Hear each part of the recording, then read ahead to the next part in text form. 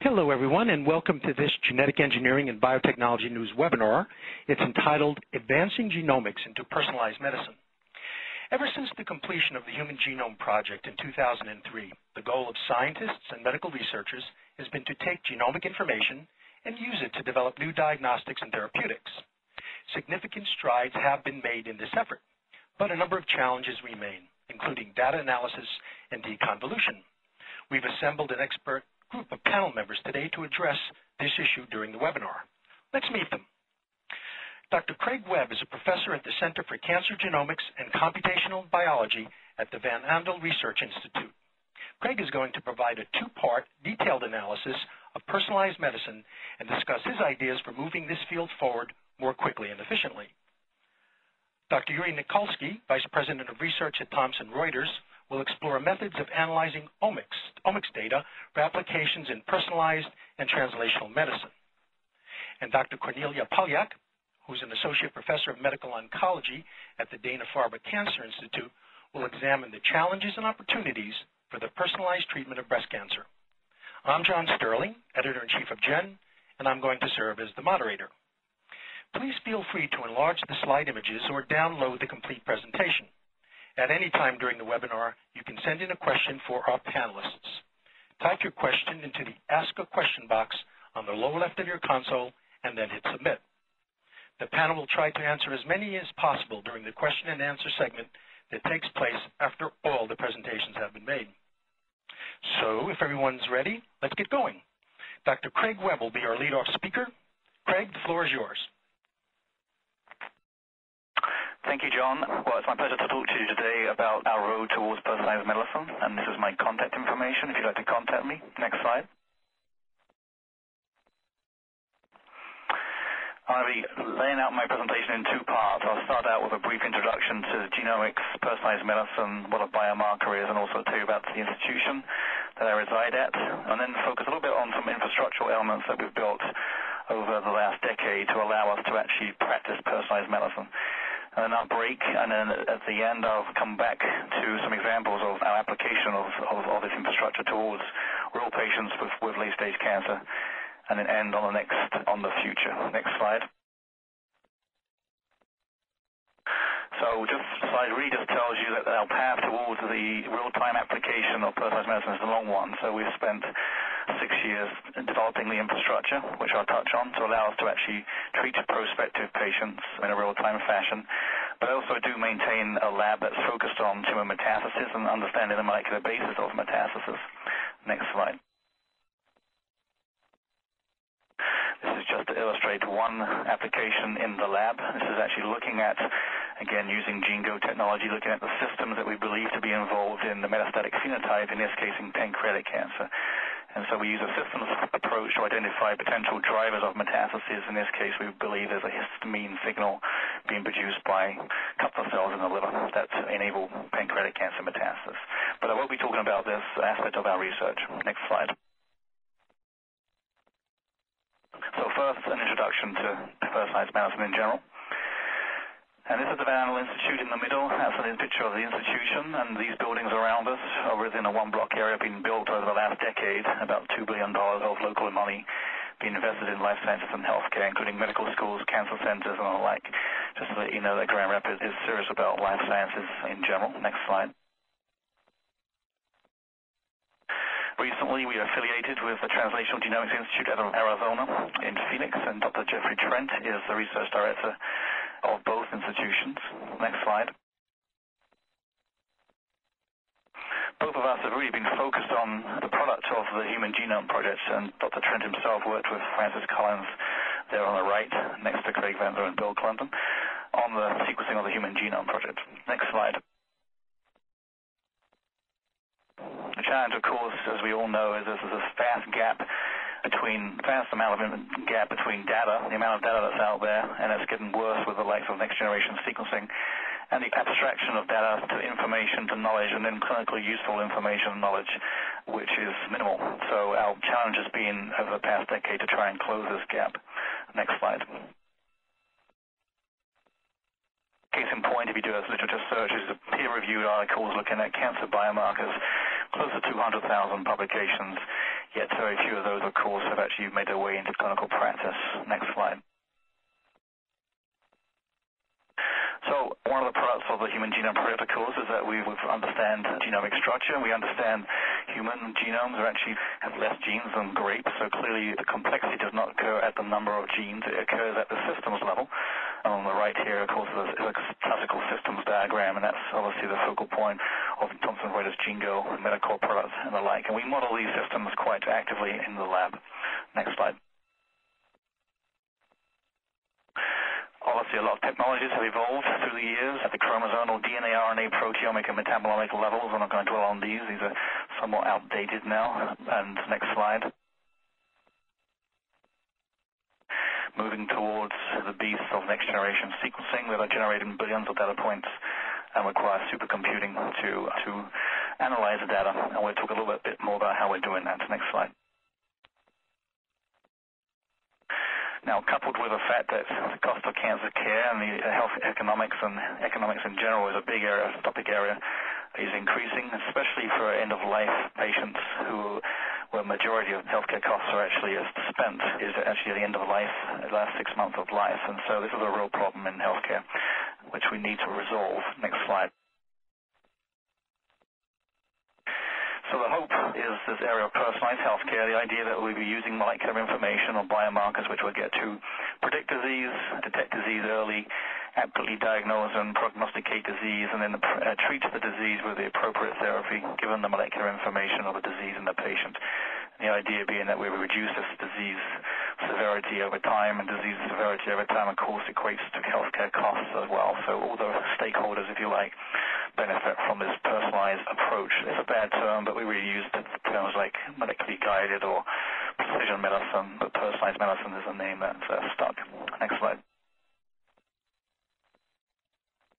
So just some definitions of biomarker. The key word here is an objectively measured thing, whether it could be blood pressure, it could be an image, it could be a chromosomal aberration or overexpression of a protein or a gene expression signature or a sequence variant.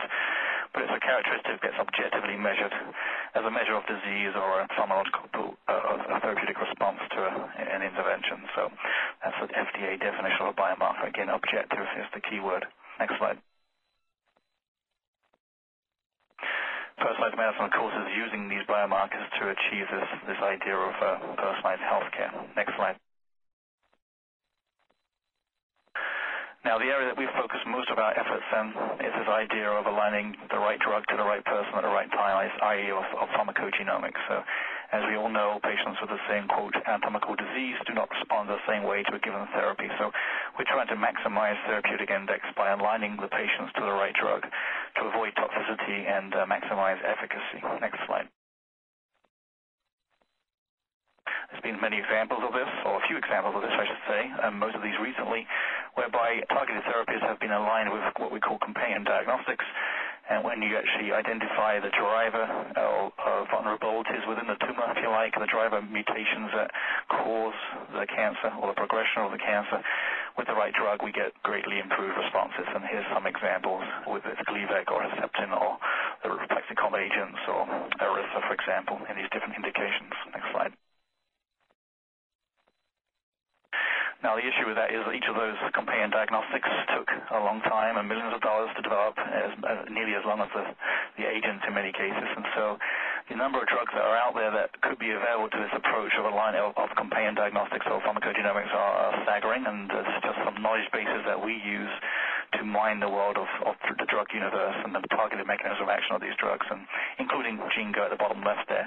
That's looking within MetaDrug and looking at the targeted mechanisms of action of certain agents. And so these are some of the knowledge bases that we use for this. Next slide. So the 50,000-foot view of what we're trying to achieve is that we're deeply profiling individuals and their disease using various molecular technologies, aligning that molecular fingerprint, if you like, or profile with a historical perspective of the patient's illness, and we actually do a lot of electronic medical record integration at the Van Andel. And then through a magic black box, which I will describe in the second part of the talk, align the right therapies to the patient. It sounds easy, but obviously it requires infrastructure. So The critical infrastructure we set about building a decade ago included informatics, included a clear certified molecular diagnostic lab, and a clinical trial alliance, which I'll talk about very briefly. Next slide. So the translational research enterprise we've built is simplistically, this is a 2000 slide actually, talks about, we start actually with biospecimens, this idea of biobanking in the top right here. It's critical that you don't just get specimens, that you get the clinical data with the specimen, not just a pathology report, but information about how the patient was treated and how the patient responded at outcomes, for example, obviously.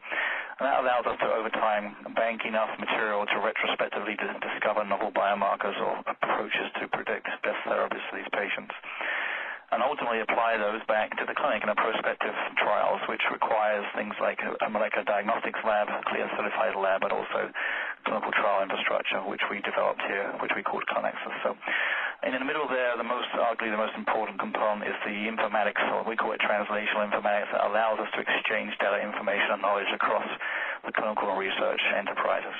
Next slide.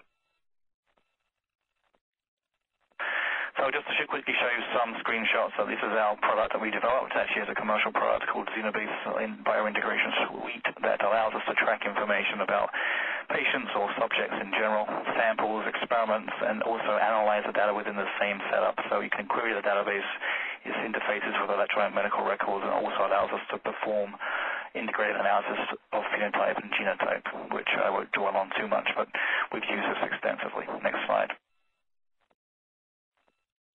It also allows us to create interactive and actionable reports for physicians that they can act on. And on the left here, you'll see more of these in the second part of my talk, how we use these. And then probably the most important aspect is that we also can track patient or subject outcomes, so we know whether our predictions are actually matching up with the actually observed outcomes. Next slide. Very briefly, we did form a high-complexity, clear certified lab with a local hospital, Spectrum Health. We offered FDA-approved tests back then. There was the AmpliChip, for example, from Roche, but also the cell-circulating tumor cell system from Veridix, but also offer some homebrew diagnostic tests that we developed initially back then on the U133 2.0 Affymetrix platform. Ultimately, it was sold to Sequenome, who purchased this lab and actually run their CLIA lab in Grand Rapids, Michigan, as we speak. Next slide.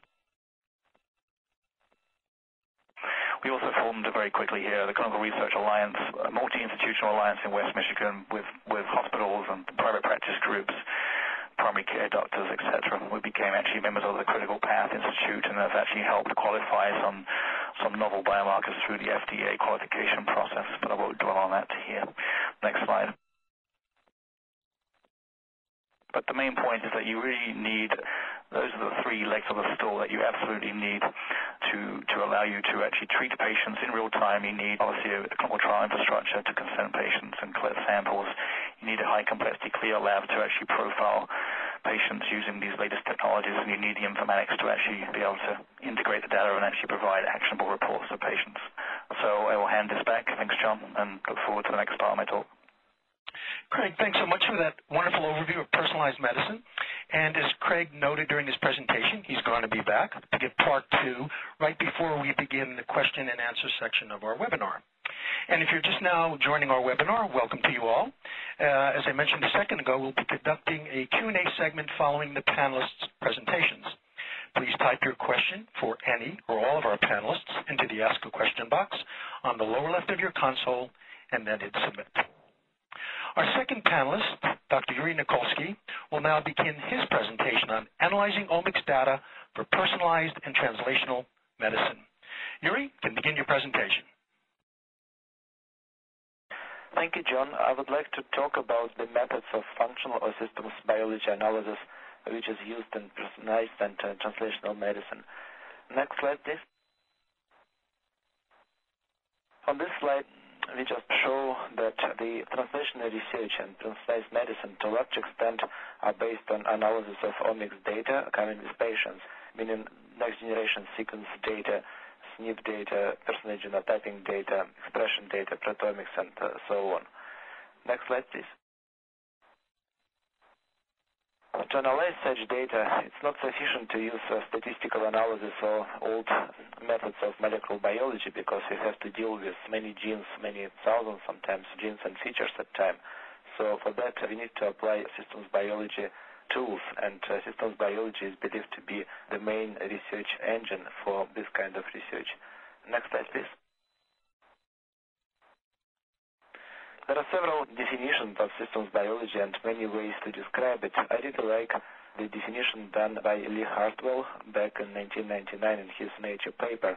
He's a biologist, and he believed that molecular biology needs to be understood in modules, and the modular organization of cells follows from proteins working in groups and complexes and pathways.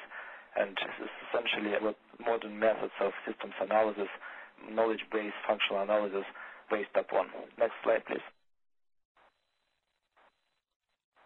Essentially, for data analysis, there are two methods which are broadly used for systems of functional analysis, and one is based on enrichment by category or ontology entities, and another one is based on enrichment with protein interactions. So this is shown on the slide. Let's say we start with a list of genes which are shown as red dots on the left top corner, and these are genes which are coming from Omix assays, let's say overexpressed genes or genes with important SNPs. So there are two ways to analyze this list. One, it can be ranked against a list of genes with known functions, such as pathways process, like gene ontology process, for instance, track pathways or pathways used in commercial programs for analysis. So essentially what you get out of it is a relative ranking of your genes compared to the known pathways and processes. It's quite important, but it's not very high resolution method of analysis. You cannot, for instance, guess potential drug targets just from knowing relative distribution of pathways in your list. So to do that, you need to apply a database of protein interactions, which is shown on the right side, and look for relative enrichment of every gene and protein in interaction relative to the complete interactome. And the assumption here is that the proteins with more interaction that you would normally expect enriched in interactions are probably more important for the disease or for the other phenotype. And it can be done simply by ranking all the proteins based on the number of interactions with your list of genes of interest, or the interactions can be packed into networks, and here you need to apply algorithms and filters to be specific. Next slide, please.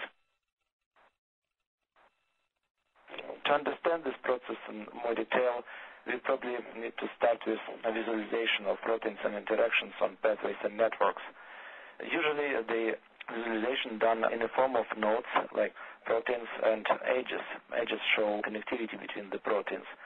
It's very important to know that proteins are connected through these binary links, but probably it's not sufficient to know, and there are several levels of complexity which need to be covered to do really meaningful and deep analysis. Next slide, please. The first level is to show directionality between the proteins, directionality of interactions. Protein A works on protein B, but not vice versa. And in human or high eukaryotes, every protein interaction actually can be presented as a directed binary link. And when we have this representation, for instance, we can use the methods of directed graph, which provide the network connectivity and network algorithms.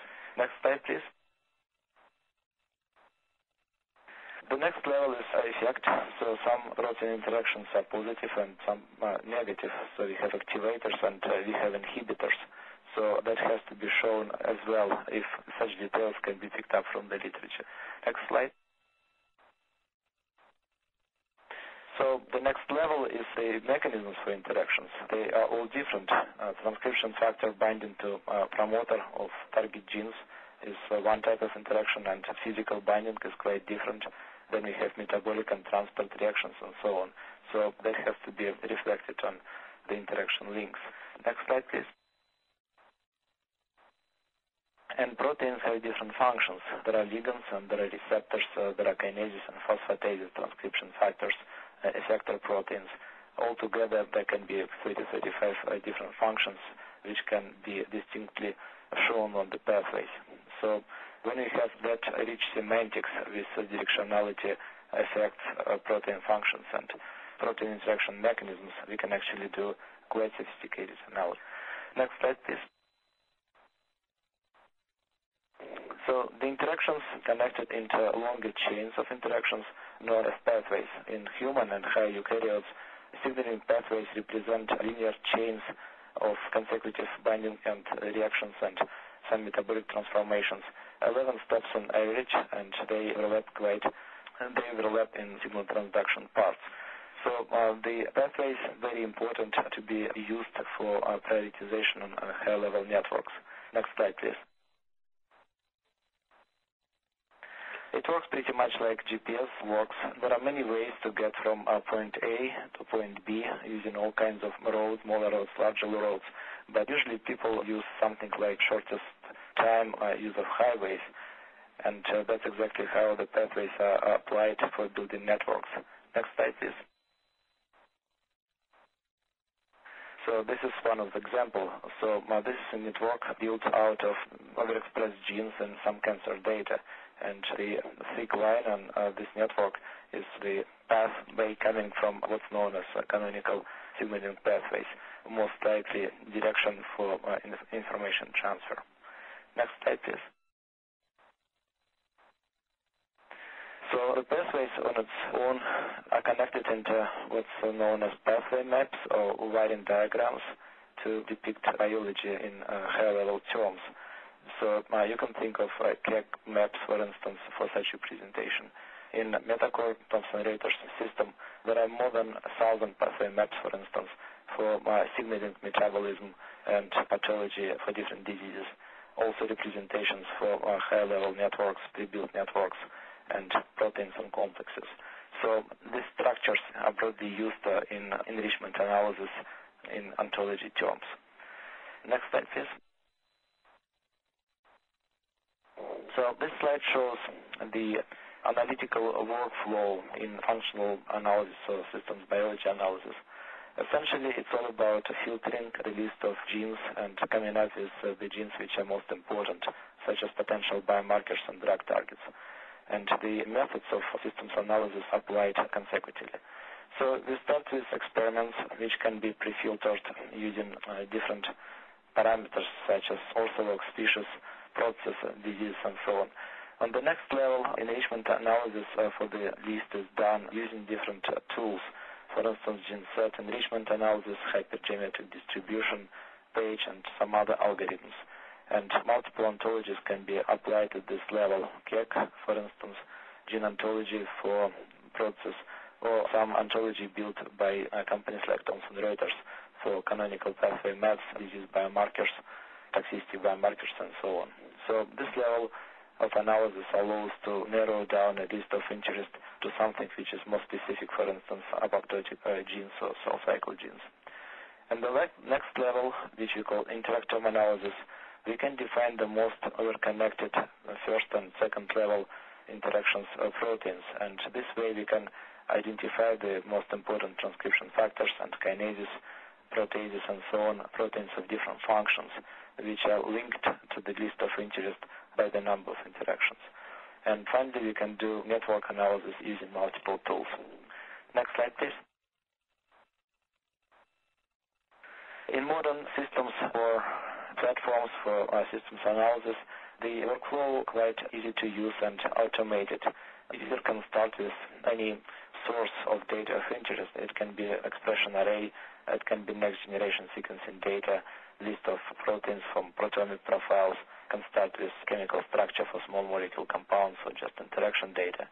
And then the analysis proceeds in automated workflows or tools used one by one, tools for enrichment, interactome, and network analysis. Next slide, please. Now I would like to describe probably in more detail a couple of applications of these tools for functional analysis specific for oncology assays and these applications in translational and personalized medicine. So there are quite a number of ways that patients can be tested at gene level, epigenetic level.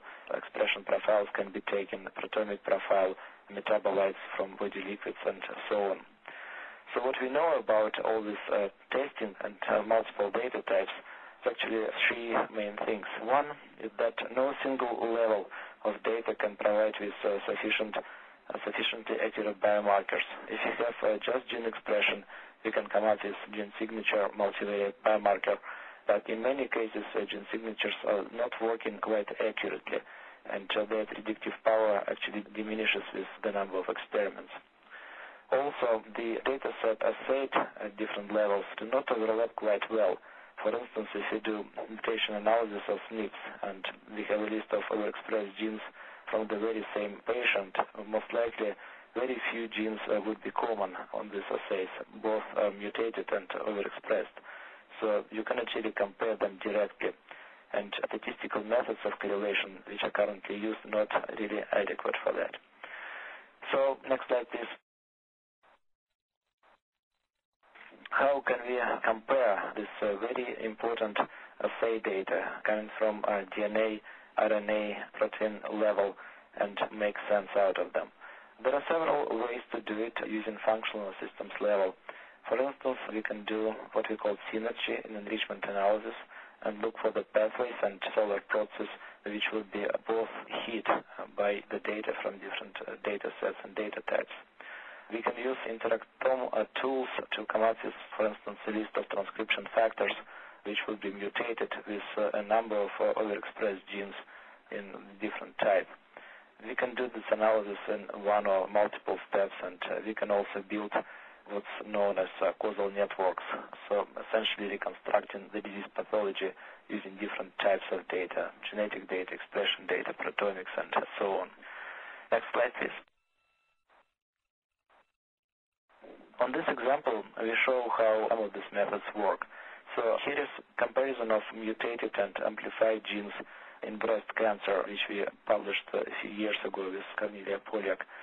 So in breast cancer, in this study we identified about 1,100 of somatic mutations, and also 1,700 genes or so were amplified in one of 30 amplicons.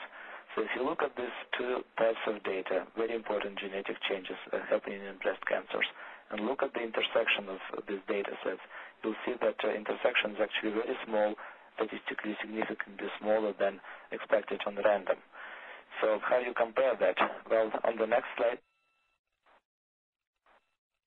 you can see that the pathways can be used as template for mapping both types of data. So on this pathway map for extracellular remodeling, matrix remodeling, the genes in red squares are amplified in one of many amplicons in one of many patients in breast cancer, and the genes in blue squares are mutated in one or multiple cases. So you can see that the genes are either in red squares or blue squares, but they do belong on the very same pathway. So this is a complementarity of functional synergy, which can be captured by different methods and which is quantitative.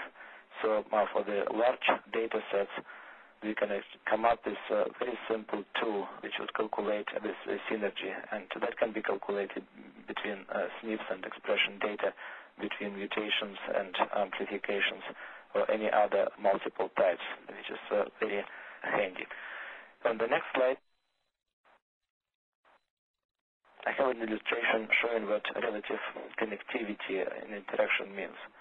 So let's say we look at a certain data set of 320 genes or overexpressed genes or proteins, and we look at specifically P21. So P21 has more than 200 interactions in entire human proteome of 24,000 proteins or so with known function. So as a proportion of that, for the data set of 300 genes or proteins, you would expect it to have 5 interactions. But sometimes it has less, or sometimes it has many more. So if it has more, it's over-connected and probably more important for the data set. And over-connectivity can be calculated in different ways, and p-value can be calculated as well. So this method, a very simple one, allows to rank transcription factors or kinases or receptors based on the number of protein interactions for the set of interest. Next slide, please. So such analysis actually can be extended not for just the first level neighborhood based on interactions, but through the entire proteome of 24,000 proteins. So each protein can be evaluated and the number of interactions or pathways, connecting it to the list of interest. So we start with differentially expressed genes and build what's known as shortest path network between all of them, And this kind of network involves pretty much all the genes in human 3 or 4 steps. So for each gene, we can calculate the number of pathways coming through it, and overconnected pathways, overconnected genes would be considered as topologically significant genes. Next slide, please. Topologically significant genes are very complementary to the experimentally shown genes in such a way that they reconstruct signaling, which is quite often missed from expression profiles or proteomic profiles. So a calculation of these topologically important genes then allows to reconstruct the upstream signaling, which is very important for defining drug targets, for instance. On the next slide, we show that synergy in one of the pathway maps for regulation of lipid metabolism.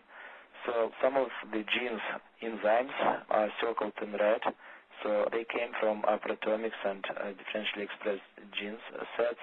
And the genes in blue in the nucleus, transcription factors, are deduced as topologically significant regulators. So you can see that the genes coming from a profile itself and topologically significant one are pretty much complementary, and such complementarity can be calculated.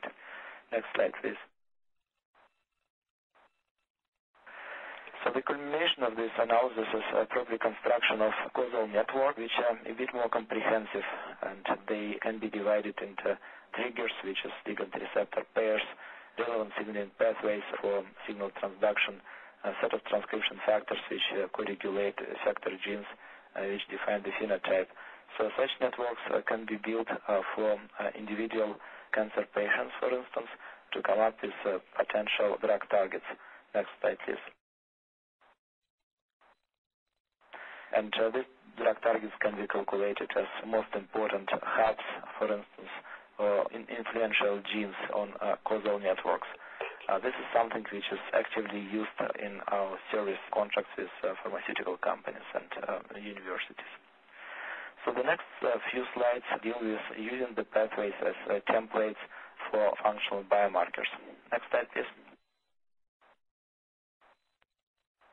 On this slide, we depicted the common idea about using omics data, in this case expression data, for coming with gene signature or multivariate biomarker, a set of genes which would be most characteristic for a condition, for instance, for predicting certain effects of drugs or viability after certain treatments in cancer. Next slide, please. So unfortunately, this simple model of identifying the best overexpressed genes deriving the condition does not work very well. So this is an illustration from Nature Biotechnology paper published by FDA researchers last year. And this is a result of about 2 years old study known as QC2. In this study, multiple data analysis teams presented on the left were given the same data sets for cancer data sets and 2 toxicogenomics data sets. And every team and teams were selected from universities, from top pharmaceutical companies and also specialized software companies.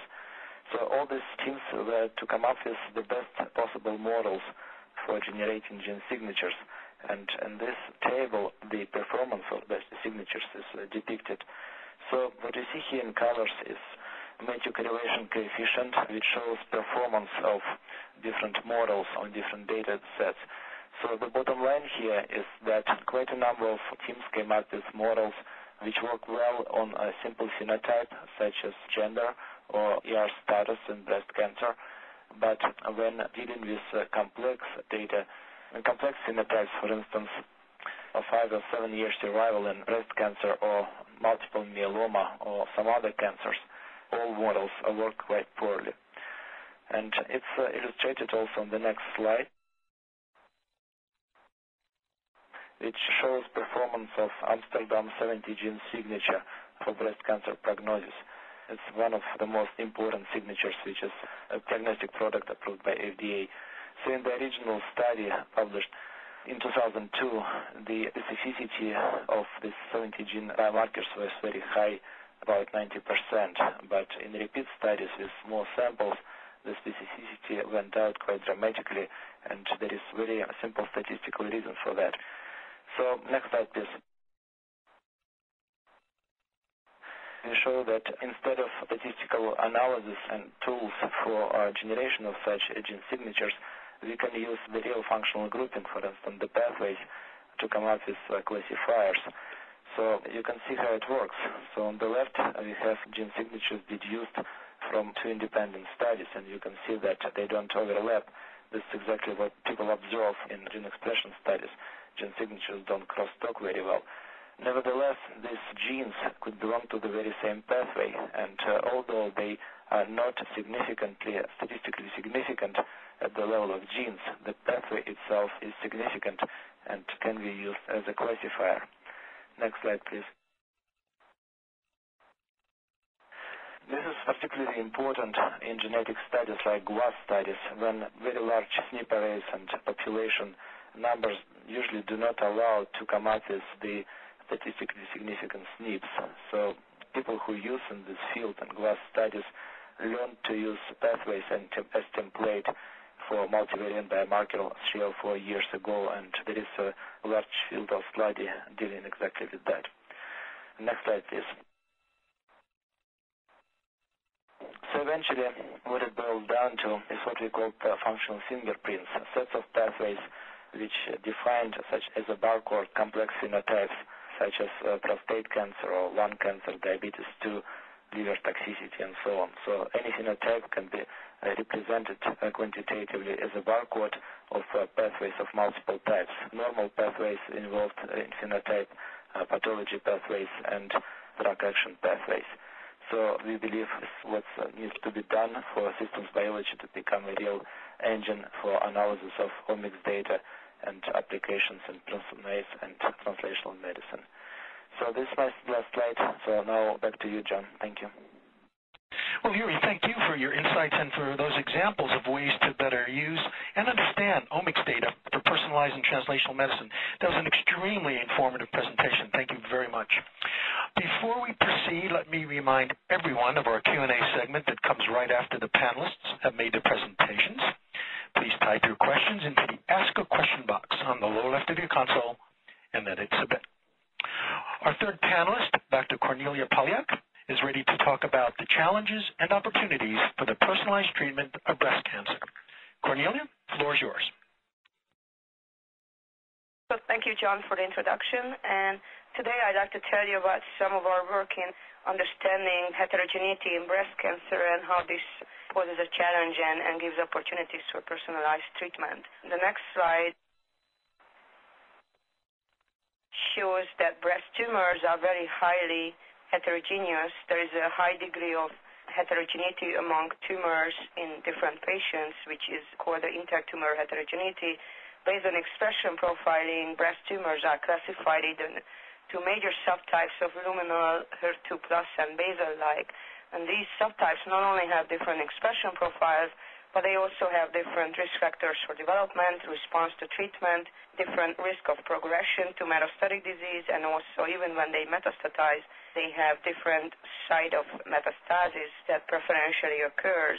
In general, luminal subtype tumors are positive for hormone receptors, respond well to anti-hormone therapy, and they tend to be more favorable prognosis. The HER2-positive tumors, again, are very well treated with anti-HER2 therapies such as Herceptin. The basal-like subset currently is subtype that still has no targeted therapy, and a subset of patients responds to chemotherapy, but 80% of them very rapidly succumb to their disease. And these tumors are the ones that preferentially metastatize to visceral organs and also to the brain. Next slide shows that this intertumor heterogeneity could be explained by two potential models. One of them could explain heterogeneity, subtype-specific heterogeneity, based on the differences in cell of origin of the tumors, such as the basal-like breast cancer, which has very similar profiles to the putative stem cells in the breast. They may initiate from those, whereas the luminal tumors, which are more differentiated and hormone receptor positive, may initiate from a more differentiated luminal progenitor. Alternatively, we can also imagine that the same type of progenitor could be the cell of origin to multiple subtypes, and it's more like the subtype-specific genetic and epigenetic events that eventually determines outcome. And most likely the combination of these two is what's happening, and also probably not all basal and not all luminal tumors have the same cell of origin and progression steps. The next slide shows that in addition to this intertumor heterogeneity, there is a very high degree of intratumor heterogeneity in breast cancer, which means that even one tumor of a patient at any given time is composed of cancer cells with different properties, such as, different molecular profiles and also different response to treatment. This example here from Craig Arlett's paper in DCIS, ductal carcinoma in situ, shows that even if we just stain for commonly used markers such as estrogen receptor, HER2, and PVT3, we see that a subset of tumors, about 25%, has high degree of heterogeneity for the expression of these markers, as illustrated here by the positively and negatively stained areas. Next slide shows that what are the possible explanations for this intratumor heterogeneity. It has been proposed that tumors are genetically unstable, therefore there is a very high degree of genetic instability, and this genetic instability combined with clonal selection could explain intratumor heterogeneity. In addition to this, there is also epigenetic heterogeneity in the tumors, such as differences in DNA methylation and chromatin patterns, which includes the more and less differentiated features, such as more stem cell-like and more differentiated epithelial cell features. And lastly, there is also non-hereditary variability, which is like an adaptation of cell populations and also cell-to-cell heterogeneity, which is basically just due to a fluctuation of expression and signaling pathways. And basically all three of these are present in a tumor, and they are linked to each other, meaning like the same cell population can have genetic heterogeneity, epigenetic, and also non-hereditary variability. Next slide shows one of our studies that we conducted years ago trying to characterize the more stem cell-like and more differentiated breast cancer cells. The more stem cell-like cells were purified with CD44, a cell surface marker, whereas the CD24 was used for the purification of the more differentiated luminal cells. On the heat map on the left shows the clustering of these cell types, the expression profile of these cell types on multiple tumors, and as you see, they very clearly form very distinct CD24 and CD44 clusters. We also saw from the expression profiles that the CD44 cells are more stem cell-like, whereas the CD24 cells are more differentiated, and therefore this suggests that CD44 cells are more expressing invasion, angiogenesis, and proliferation-related genes, so therefore they may be more likely to play a role in the metastatic progression. Next slide. When we use the network and looking at pathways based on our expression data to see what are the pathways that could be differentially activated between these two cell types, we found that many of the known stem cell pathways such as Wnt, TGF-beta, hedgehog, and integrin signaling was preferentially active in a stem cell-like CD44 plus cells. On this figure, those are the ones marked, these little brackets marking those particular components of the pathway that are more active or expressed in a CD44 plus cells. This also suggests that if the tumor is treated with an inhibitor of any of these pathways, then only the CD44 plus cells will respond because those are the ones that have activation of the signaling. To test this, in the next slide, we treated the cells with an inhibitor of the TGF-beta receptor kinase. These were primary cultured cells from pleural effusion of the same patient, CD44 plus cells and CD24 plus cells shown in the left and right-hand side. And what we can see on this figure, that the morphology of the CD44 plus cells changed very rapidly following treatment with the TGF-beta receptor kinase inhibitor. The top figure shows the morphology just in a microscope, and then the beta-catenin, E-catenin, and ZO1 staining shows that the cells acquire this very nice epithelial staining pattern in contrast the abnormal cytoplasmic staining that they had before. This suggests that the cells basically underwent the mesenchymal to epithelial transition. On the other hand, on the left-hand side, as you see, nothing happened to the CD24 cells because they don't have expression of these pathway components, and also therefore they don't react to this drug. The proliferation of the cells and the survival, neither of the cell types was affected by this inhibitor, suggesting that it would not be providing elimination of these cells, but it could dramatically change the phenotype and potentially decrease chance of metastatic spreading.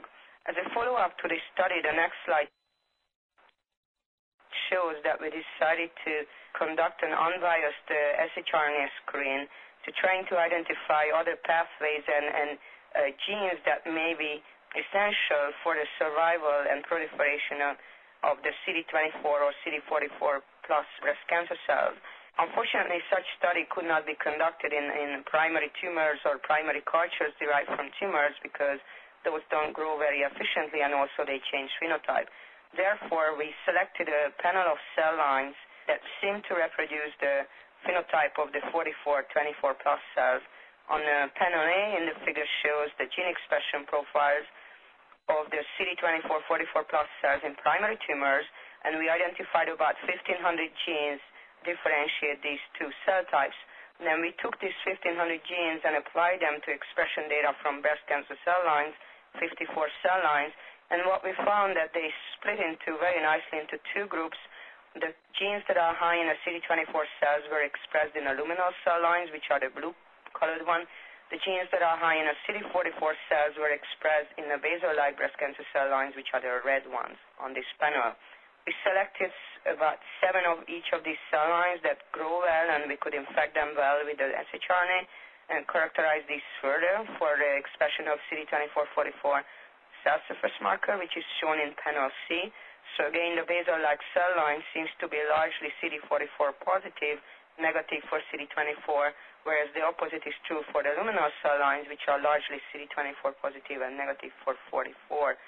Panel D just shows the methylation status of a few markers that we knew, again, differentiate the CD24-44 plus cells, and in these cell lines also we seem to reproduce this methylation pattern.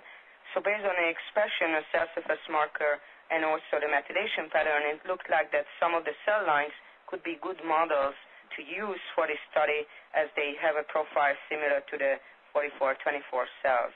So therefore then, the next slide shows that we conducted this shRNA screen with 1,500 genes, and initially we screened 2 basal and 2 luminal cell lines. In panel A shows the summary of the results of the primary screens. We identified about 80 hits in each of the basal and luminal cell lines. Then these genes were screened in a secondary screen in 14 cell lines, so in a larger panel, and the summary of that is shown in panel B of this figure. The hits that were scored as hits in a basal-like cell lines are highlighted in red, and as you see, we have about 15 genes that seem to be basal-like specific hits.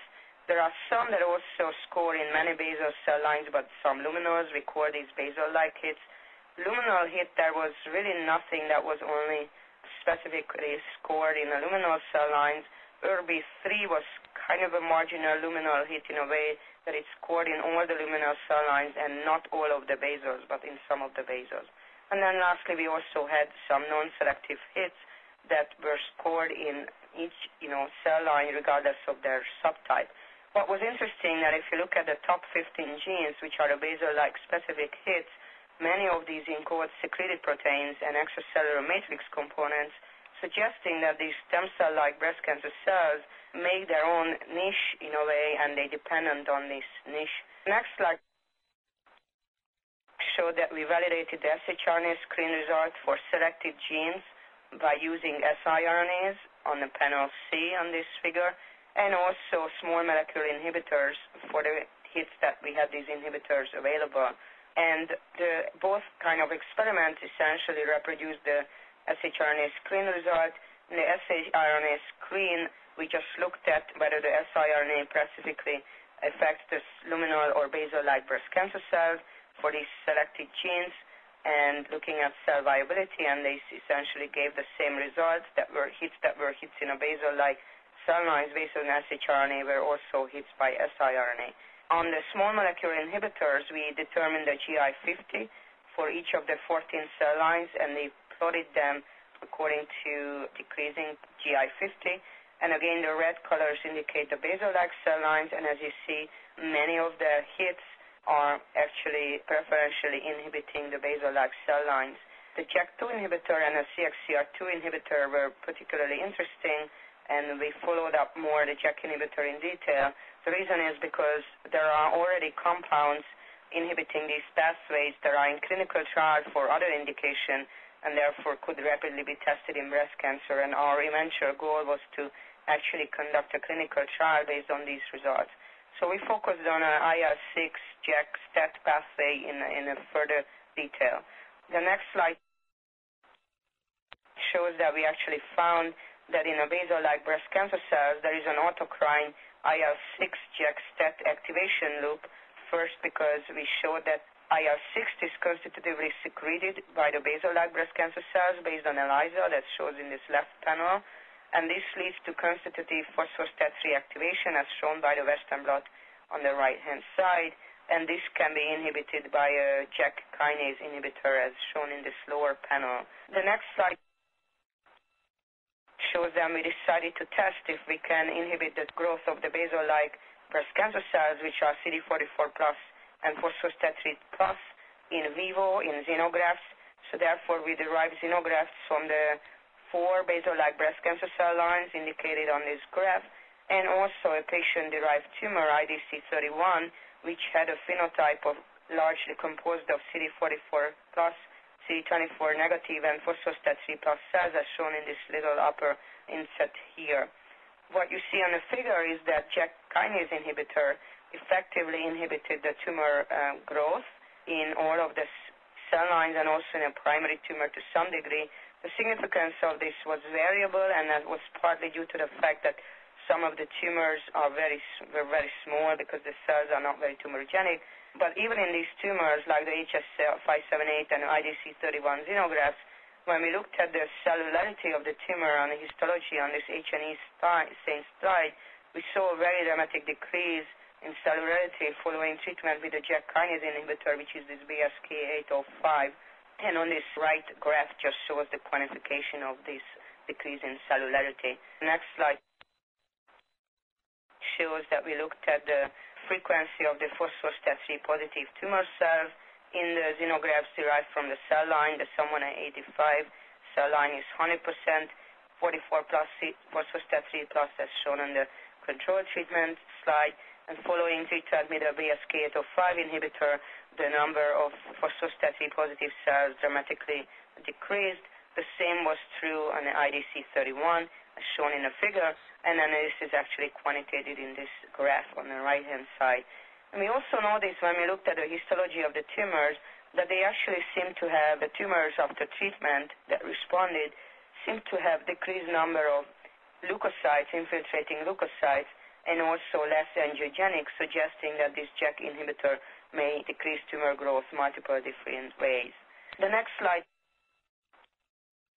shows that we actually wanted to further test the importance of STAT3 in these basal-like breast cancer cells, so therefore we derived shRNAs against STAT3 and expressed these in a SUM159 basal-like breast cancer cell line. And when we derived xenografts from these cell lines, we found that there was a delay in tumorigenesis, so there was a higher fraction of mice that survived without tumors in the shRNA-expressing clones. And then even the ones that eventually developed tumors, they seem to have escaped the shRNA effect. As shown on the right-hand side, they basically re-express STAT3, which suggests that there is a very strong selection for STAT3 expression. The next slide shows that when we looked at the network formed by the 15 basal-like specific hits, it was interesting that each of the hits that are highlighted in red rectangles seem to fall into one network, and it looks like that STAT3 may be a common downstream target of multiple of the pathways that are important for these cells. We tested this experimentally. The next slide shows that basically we found that the phospho-STAT3 levels seem to go down following treatment with inhibitors to other pathways on the left panel, and on the right panel also we show that the STAT3 transcriptional activity seemed to go down in a HS578 basal-like cell line following treatment of these inhibitors, which are not directly targeting STAT3 pathway, but looks like that eventually they seem to affect transcriptional activity. The next slide show that we also derived a STAT3 gene expression signature that seemed to predict outcome in breast cancer patients. The left-hand side shows this signature derived in a HS578 basal-like breast cancer cell line. Basically, it looks like that the patients who have the tumor expressing this signature seem to have shorter distal metastasis-free survival. This is the red graph here. Whereas if we derive the same signature in a MCF7 cell line, which is not a constitutively active STAT3 cell line, this signature was not prognostic in a patient. Next slide. And lastly, we also examined the frequency of phospho-STAT3 positive cells in human tumors, 170 primary breast tumors of all subtypes we looked at, and we also looked at the expression of CD24/44. On the left panel shows representative examples of staining, and we found that the majority of the CD44 plus CD24 minus cells are phospho-STAT3 positive, whereas CD24 positive, CD44 negative cells, which are these blue ones here, they almost never phospho-STAT3 positive or very rarely. The right panel actually shows the quantification of this, and as you see again, like the 44 plus 24 minus cells are very frequently positive for phospho-STAT3. The next slide shows that this happens actually in every tumor subtype. So basal-like HER2 plus luminal and A on B tumors, the 44 plus 24 minus cells seem to be positive for phospho-STAT3 irrespective of the cell type. But then the frequency of the 44 plus cells is the highest in the basal-like tumors and lowest in the luminal tumors. So at the end, it still looks like the basal-like tumors are most likely to have these cell types. The next slide,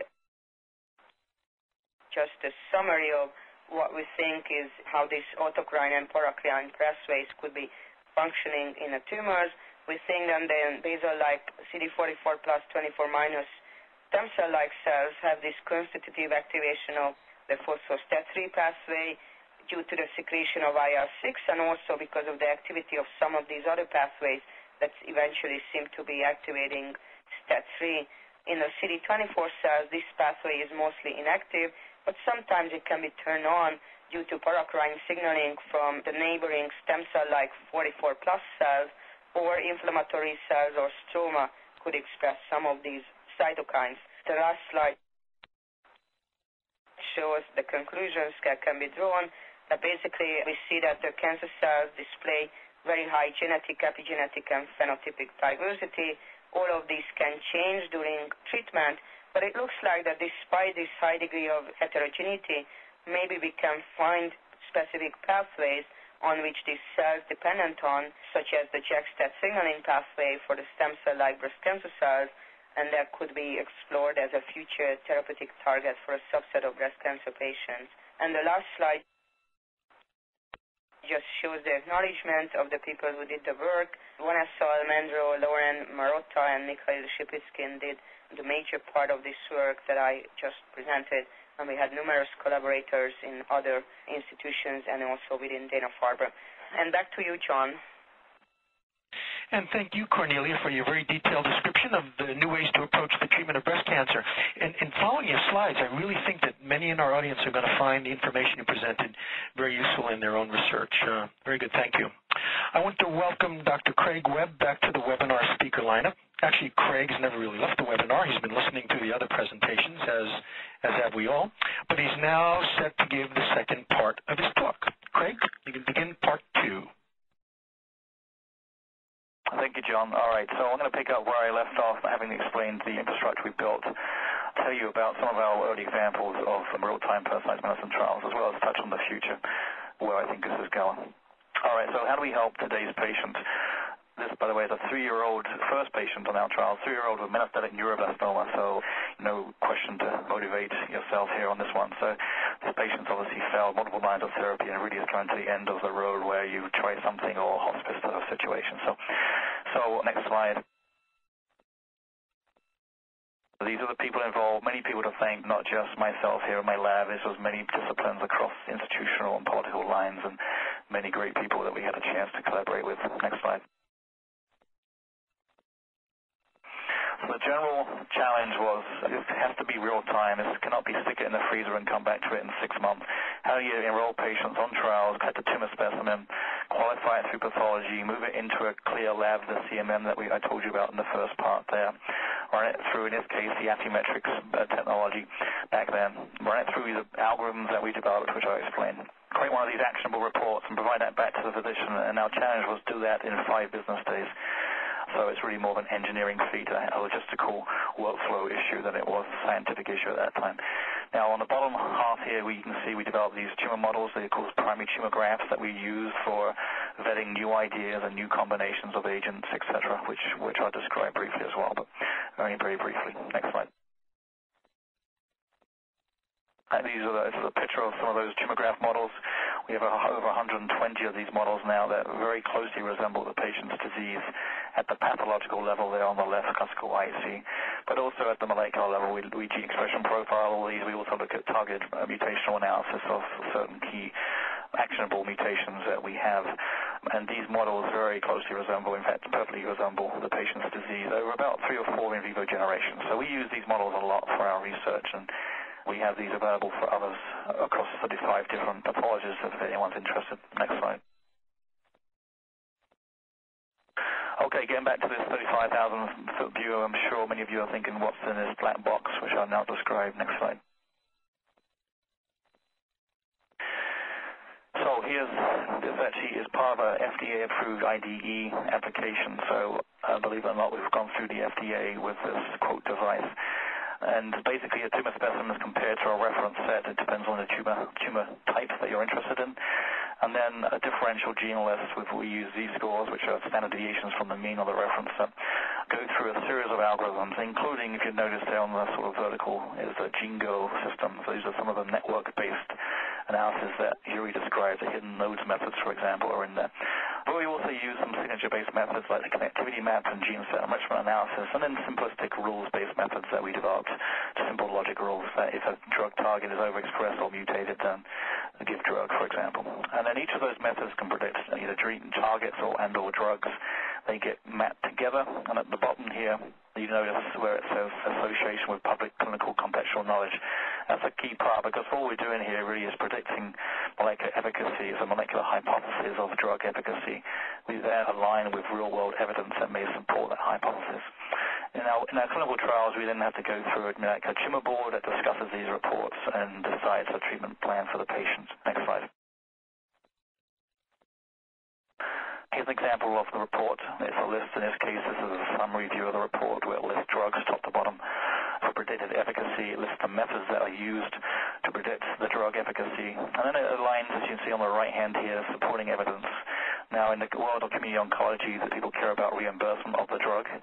And as you know, reimbursement is really indication specific at this point. So even though there are multiple lines of evidence suggesting veronostat may have worked for this patient in this disease context, there's no evidence supporting its use that can be used to reimburse a drug, so physicians may typically gloss over that one. But down here, for number 4, for example, we can see that there is evidence for that. So now on the right-hand column, for example, there's clinical evidence that includes clinical trials that are currently looking at the drug in the context of the patient's disease. Next slide. And for that evidence, we actually are using multiple knowledge sources, but including Thomson Reuters, for example, drug decks or micromedics, for example. So this is just looking at evidence for Avastin in breast cancer, which is a topic of debate right now, but here's the current evidence that supports the use of Avastin in breast cancer. So again, we align these molecular predictions with evidence that is relevant and practical for the treatment. Next slide. So going back to our first 50 patients, we did a 50-patient trial just to work out whether we could do this in 5 business days. The answer, of course, was yes, we could. But you can tell from the pathologies here, we went across pathologies, hematological and solid. went from age range 3 to 80, so both pediatric and adult, and basically worked out the optimal processes within the lab, had some process failures, which we've corrected most of those. And then we tracked whether physicians used the information, and then also anecdotally whether or not we saw any responses. So I'll just summarize that. Next slide.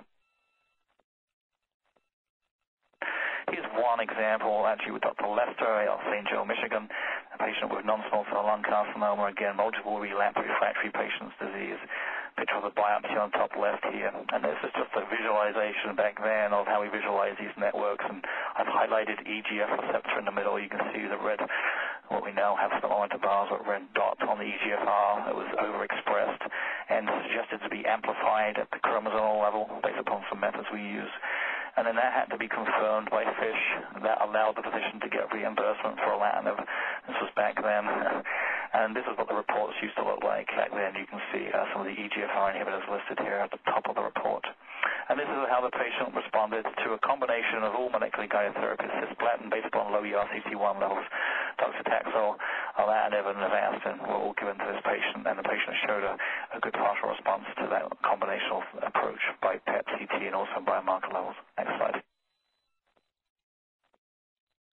So our conclusions from that's just one example. Conclusions from the first 50-patient study was, the objective was, is it feasible in a 5-day business day turnaround? And the answer was yes, it was. Were the reports deemed to be useful? Yes, we actually tracked how many, 24 out of 34, I think it was, used the information, and we addressed why the others didn't. And frankly, it came down to the readability of the reports, and so we've obviously improved on those over time. And then we saw some responses that certainly provided us certain encouragement to keep pushing this area forward, and these were presented at AACR by Drs. Lester and O'Rourke a few years ago. Next slide. So just to let you know what we're doing currently, so we have a number of these feasibility and safety trials ongoing, one in pediatric neuroblastoma specifically. There was a big announcement recently that Dell actually have got behind this and actually developing some cloud infrastructure around this, which I'll touch on briefly. Believe it or not, we're doing the same for canine trials, veterinary oncology trials, and we're working with the COTC from the NCI, but also osteosarcoma trials, for example, with Pfizer. We are working with third-party payers who are very interested in this. Does it reduce healthcare costs associated with end-of-life off-label use, for example? That is, as you know, not particularly molecularly informed at this point. And we are working with the company Intervention Insights as well as Priority Health in Grand Rapids to work on those trials. And then we have efficacy trials, and these are the ones that we focus on scientifically in metastatic melanoma, glioblastoma, non-small cell lung carcinoma, and again, pediatric neoplasmomas that are either ongoing or in development. And this is where we will assess head-to-head with current practices, standard of care, whether or not molecularly informed therapies actually improves the outcome of these patients in large randomized trials, and that's where it has to go. So quickly, next slide. This is just a synopsis of the pediatric neuroblastoma trial. This is the one where we actually sought IDE approval, and we obtained IDE approval from the FDA. Got an IND waiver because we're only using drugs that have been previously looked at and have pediatric dosing here. And that's the clinical trial number if anyone's interested in looking that up. Next slide. It's actually, as I mentioned, is being sponsored as well now by Dell, and they're developing the cloud-based infrastructure to allow this really to scale beyond 14 patients was that first trial, and allow the physicians, there's 16 sites now involved in this trial, through work with Giselle Scholler at the NMTRC, who's developed this consortium of pediatric hospitals who are collectively working on all these sorts of personalized medicine approaches. Next slide. So finally, this is the future. Next slide. Again, patients are still there. Patients will still present with metastatic disease for some time to come, probably more. The drug pipeline on the right is getting bigger, so there's certainly a need to be better with the drugs that are already there in existence. The knowledge is expanding. I think our knowledge is just represented by a GeneGo plot of actually of the existing pharmacopoeia, all existing drugs and the mechanisms of action that shows you how much redundancy there are across company pipelines. And then, of course, the technologies that are continuously evolving and moving us into this area of next-generation sequencing, which is the area that we're focusing our efforts in now. So, next slide. There's efforts to bring next-generation sequencing down to a cost and time-effective point. David Craig at TGen, for example, is heading out some of these efforts with the 1,000 Genome Project. So, next slide. And there's immediately, this is RNA-seq data, and that's our sort of first effort, but there's immediately information that you can glean from a classical RNA-seq project, not just at the expression level, of course, which replaces the need to do a microarray, but also gives you some mutational data. In this case, we're identifying a RAS mutation in the patient's tumor. And of course, next slide. If you have a RAS mutation and you happen to have colorectal cancer, there's already guidelines that suggest you should not take cetuximab in this case. Next slide. So the last slide here, Dr. Daniel von Hoff, who works at TGen and works with us on many projects, but who is really pushing the envelope of using personalized medicine in the context of phase 1 trials. If you align the mechanism of action of the drug, in this case a smoothing inhibitor, with the molecular vulnerability or context of vulnerability of the patient's disease, in this case a mutation in patch1 or a hedgehog pathway, you can start to see spectacular responses even in the phase 1 setting, which of course has not been what they've been designed for, but more and more you'll see that being used. Next slide. So last slide, many people to thank, too many individuals to thank, and therefore I typically thank institutions or organizations at this point, but including Jinko, Thomson, Reuters, who have really been wonderful collaborators over the years here for us. So that concludes my slides. Thanks, John. And thank you, Craig. And I want to extend my appreciation to you and to the entire panel for your excellent presentations. In fact, I feel like I've just taken an up-to-date course on genomics and personalized medicine, so thank you all. And it also looks like you've all struck a chord in our audience as we received a number of great questions from them. So let's get started on our Q&A session. And the first question is for Craig. What methods exist or could be developed to predict optimal combinatorial therapies? Okay, and you can hear me okay, I assume? Yeah, Craig, you can answer. Okay. That's a great question. So, in fact, we today actually announced a Stand Up to Cancer grant in metastatic melanoma, addressing this in part. We do believe there's some systems biology tools that Yuri alluded to, the hidden nodes methods, for example, where if you imagine now looking at the system-wide, you're trying to have a maximum disruption on a tumor-specific system. The key is not to be redundant within linear pathways, but to go across non-linear pathways, if you like. So if you look at that point of divergence within the system space, we think that's one approach that we're going to try and develop for a smart combinational therapy selection. But we're also looking at some other methodologies, such as the connectivity map out of the Broad Institute. If you imagine drug A has a genomic effect and drug B has a genomic effect, and now can you simply add those genomic effects to get a combinational therapy? So we're looking at multiple methods for that, but they're not developed yet. I think that certainly is the future of oncology treatment. We all probably know that combinations is the right answer. So, great question. I got another great question for you, Craig. What is the biggest problem in the translation of whole genome sequencing into clinical practice? A whole genome sequencing. At this point, whole genome sequencing, which is the full genome, probably time and money. At this point in time, it still takes too long for real-time decision support, at least in the oncology care world, to move through a whole genome sequencing approach. Now, having said that, that will come down. I think some efforts to, for example, bring instrumentation into a cloud-based environment to stop the time it takes pushing data around the pipes between institutions is probably a major rate limiting factor, so that will get better. But there are, as you know, more non-whole genome approaches like custom content, next-gen sequencing approaches, things like Ion Torrent, for example, that are moving their panels into clear labs as we speak. So I think that will be the first inroad for whole genome, not whole genome, but sort of targeted sequencing and maybe exome sequencing. I'm really, really impressed with these questions today, Craig. I have another one for you. Is it realistic that Omix technology will be installed in departments of clinical biochemistry, or must biomarkers be translated into conventional assays before clinical evaluation? Well, that sort of kind of hits, another great question, hits the regulatory discussion that's ongoing, as you probably know, between the FDA and organizations like CAP, for example, talking about whether or not these laboratory developed tests, lab-based tests, LDTs versus FDA-approved tests.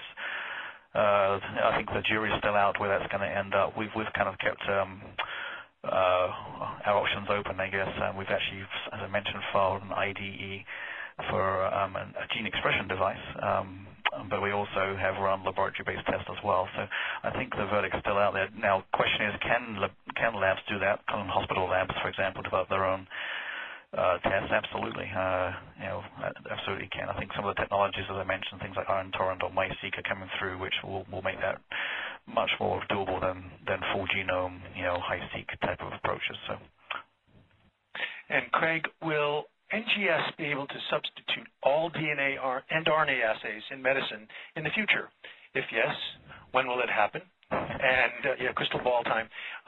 So if you could answer that question. I hope so. So I would say yes. When? I think, optimistically, I think certainly within 10 years, and I would hope within 5 years. And Craig, we have another question. Does sampling of tissue affect the heterogeneity, normal versus tumor margins? Absolutely, yeah, absolutely. Of course, in fact, the FDA approval process for our IDE requires us to take multiple samples looking at the heterogeneity of tumor biopsies, for example. And the good news is that as long as you hit the tumor and you qualify that using pretty stringent criteria, looking at the percentage of tumor versus percentage of necrotic or normal tissue, we can get pretty reproducible results. So, but yes, we have to be very careful with avoiding, obviously, missampling. Thank you, Craig. And Yuri, I have some questions for you. How does GeneGo interact with next-gen sequencing data? Is this a cloud-based application? How is it priced, and is there a subscription involved? Well, we do not deal with next-generation sequencing data per se. It's a bit different expertise and specialty. We actually collaborate with Genome Quest, one of the company's leaders in next-gen sequencing analysis. What we have as an input is just a list of genes, so the list of SNPs, for instance. So we collaborate with Genome Quest and also with Illumina. And Yuri, if you have a potential drug compound that is very effective for certain cell lines, but not effective for all others, or effective at all for others, what methods would be the best way to identify drug targets or biomarkers? Well, we actually have several projects like that with pharmaceutical companies. We do it as service. So essentially, we have the data from Researchers Onco panel, where more than 200 cancer cell lines are either resistant or sensitive to certain cancer drugs. And we usually use expression data or genetic data coming with these cell lines. So when we have expression data, first we calculate the cell lines which are sensitive and resistant specifically, so it's correlation with EC50 and EC50 data. And then we apply functional analysis, actually using MetaCore and a couple of custom scripts to come up with what we call causal networks. So essentially we build networks for resistance and network for sensitivity, and this is the source of potential targets and biomarkers. So you can analyze causal networks in many different ways. And Yuri, we have another question. How can I design or discover a pathway from gene expression microarray experiments? Well, first of all, a great number of pathways are already discovered, and they are kept in pathway databases such as KEGG, such as MetaCore. Like, for instance, we have more than 1,200 pathway maps. Each has 3 or 5 pathways, metabolic transport pathways, signaling pathways. So first what you do, you just do enrichment, and you look for the pathways which are already there and involved in your expression data set. So you can start with a subset of genes which would hit certain pathways from cell cycle apoptosis, and then you can build networks. Or you can start building networks and do all kinds of interactome analysis on your own, and then try to design the pathways using tools. We have a couple of editing tools. But the pathways, in our definition at least, is something that is experimentally confirmed. So what you can generate using the networks or interactome, for instance, is just a hypothesis. So whatever you design has to be experimentally validated as a multi-step pathway. Okay. And Yuri, another question. How can I use GeneGo for the pathway analysis for time course microarray expression data? Well, it's a standard use of MetaCore multiple time points or different patients, different cell lines, and so on. Well, you simply upload several of them. It can be probably up to 12. It's relatively straightforward to use, and you can apply the workflows. And standard workflow would identify common genes and specific genes, unique genes, similar genes, and then run analysis using networks and enrichment and ontology tools. So that would be the first start. Or you can do it manually, and we have a couple of tools which can be very specific on differences and common parts between the experimental data sets. And does Metacore provide functional fingerprints of in vitro models of cancer, such as cancer cell lines? Not really. So for functional fingerprints, you really need to have some statistical analysis done on multiple large data sets, preferably more than 100 samples. So we have tools to derive functional fingerprints, for instance, find the distribution of pathway maps or build a network, but then they have to be validated, and it cannot be done yet in Metacore. So it has to be a bit different study. So we do it actually using our bioconductor and some statistical tools. Thank you, Yuri. And Cornelia, we have some questions for you. Epigenetics is important in shaping the clinical course of the disease. I'm not sure basing therapies based on omics is going to pay off. Do you have a take on this? Yes, so I already answered online, but Omix includes epigenetics, so I'm not sure what the question is, because there are many Omix studies in using DNA methylation patterns and also histone modification patterns. So actually the integration of all that into networks and pathways is what's really can be powerful. So you look at gene regulation as many different levels, expression, epigenetics, and so on. So I think that will be actually very useful, and it's already used for this kind of classification of tumors. We have another one here. Who will be looking at the biomarkers, the pathologist or the oncologist? I know they work as a team, but a lot of research is going on now in tumor markers for diagnosis. Okay, so here oncologists are the ones that are ordering the tests. So I would predict that the oncologist would be one making decisions, but of course they will collaborate with the pathologist.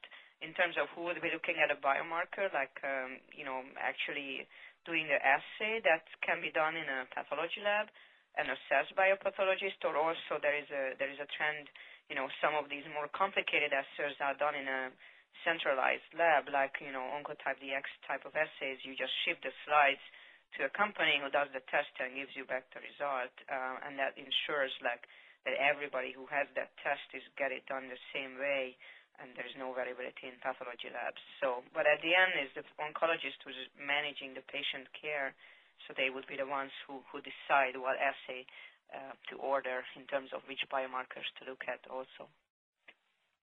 Okay, Cornelia, how can network pathway analyses be used to predict the cancer cell dependencies on their environment?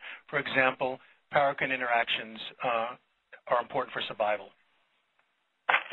Okay, so this kind of approach hasn't been really explored, and it's actually pretty complicated because you would need expression or signaling data in individual cells after they interacted. So you would have to know which cell has what pathway activated, and then based on that pattern, then you could predict what are the interactions. So for example, if you have a breast tumor, and then you would be able to sort out like stromal and epithelial cells, and then you would see stromal cells secrete a ligand, and then the pathway is activated in a cancer cell.